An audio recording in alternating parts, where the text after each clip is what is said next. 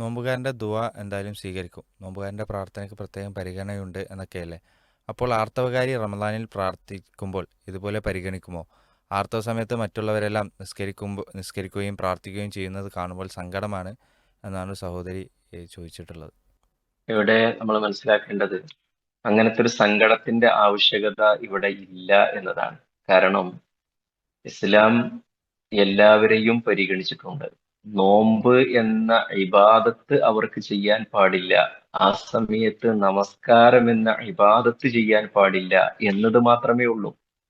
ബാക്കിയുള്ള ഇബാദത്തുകളെല്ലാം, അഥവാ ഒരു ശുദ്ധി നിബന്ധനയാക്കപ്പെടാത്ത ഇബാദത്തുകളെല്ലാം അവർക്ക് ചെയ്യാവുന്നതാണ്.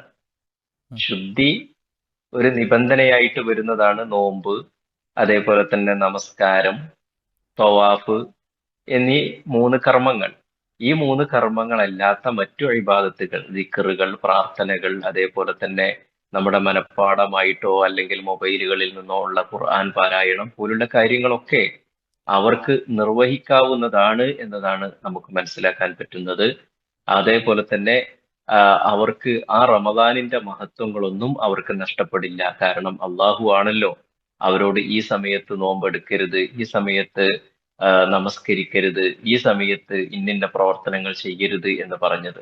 അതുകൊണ്ട് അള്ളാഹു സുബ്ഹാനഹു വ തആല അവർക്കൊരിക്കലും അതിന്റെ ആ ഫളില് നഷ്ടപ്പെടുത്തുകയില്ല എന്ന് തന്നെയാണ് നമ്മൾ മനസ്സിലാക്കേണ്ടത്. വല്ലാഹു അഅലം.